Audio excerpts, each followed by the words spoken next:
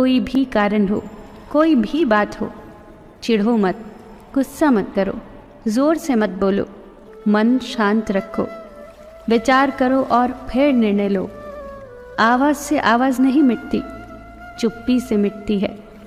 तकलीफ सिर्फ आपको होगी, दुख भी आपको ही होगा।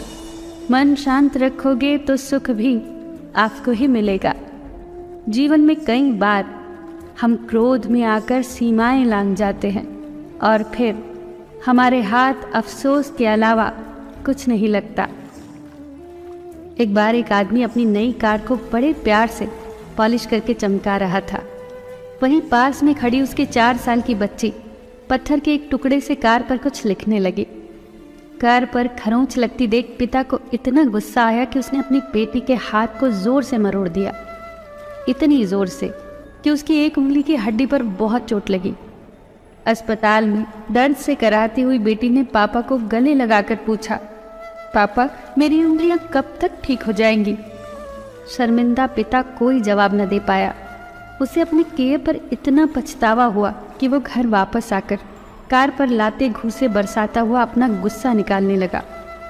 तभी उसकी नज़र उस खरोंच पर पड़ी जिसकी वजह से उसकी नन्ही सी बेटी को उंगली पर इतनी चोट लगी थी। जानते हैं पत्थर के टुकड़े से बेटी ने कार पर क्या लिखा था?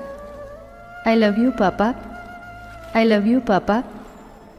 जीवन में सीमा हमेशा याद रखें, चाहे वो गुस्से की हो चाहे वो प्यार की हो। और ये भी याद रखें कि चीज़ें इस्तेमाल के लिए होती हैं और लोग प्यार करने के लिए, पर हम उल्टा ही करते हैं। चीज़ों से प्यार करते हैं और लोगों का इस्तेमाल करते हैं। ये दुनिया कितनी निराली है ना। जिनकी आंखों में नींद है उनके पास अच्छा बिस्तर नहीं, और जिनके पास अच्छा बिस्तर है उनकी आंखों में नींद नहीं। जिनके मन में दया है उनके पास देने के लिए धन नहीं, और जिनके पास धन है उनके पास दया नहीं।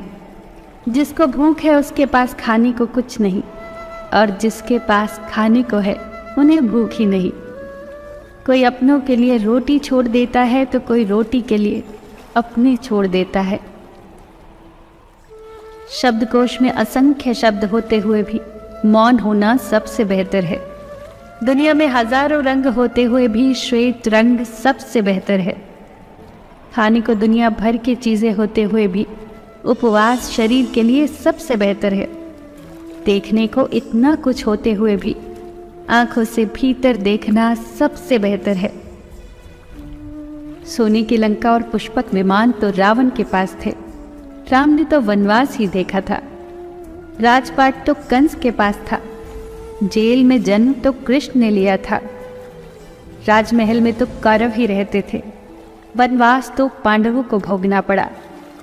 संघर्ष हमेशा सत्य के साथ चलता है। जब सत्य के लिए भगवान को भी संघर्ष करना पड़ा तो हम तो फिर भी इंसान हैं। बात बहुत छोटी है पर गहरी है।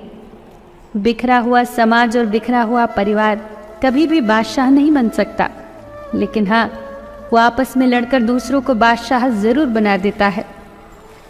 जिस घर में प्रेम और बड़ों का आदर सम्मान होता है वहीं ईश्वर का निवास होता है। प्यार बांटा तो रामायण लिखी गई, और संपत्ति बांटी तो महाभारत लिखी गई। याद रखना कि इंसान का पतन उस वक्त शुरू हो जाता है जब वो अपनों को गिराने की सलाह दूसरों से लेने लगता है। एक पत्थर लीजिए और उस पत्थर को किसी जानवर, कुत्ते या बिल्ली पर मारिए। आप देखेंगे कि जानवर डरकर भाग जाएंगे। अब वही पत्थर लीजिए और एक मधुमक्खी के छत्ते पर मारिए, फिर देखिएगा कि मधुमक्खियाँ आपका क्या हाल करती हैं। पत्थर वही है और आप भी वही हैं, बस फर्क यही था कि जानवर अकेला था और मधुमक्खियाँ समूह में थी। एकता में ही शक्ति होती है। संयुक्त रहिए, संगठित रहिए, प्यार से रहिए, सबका ख्याल रखिए पर अपना भी ख्याल रखिए।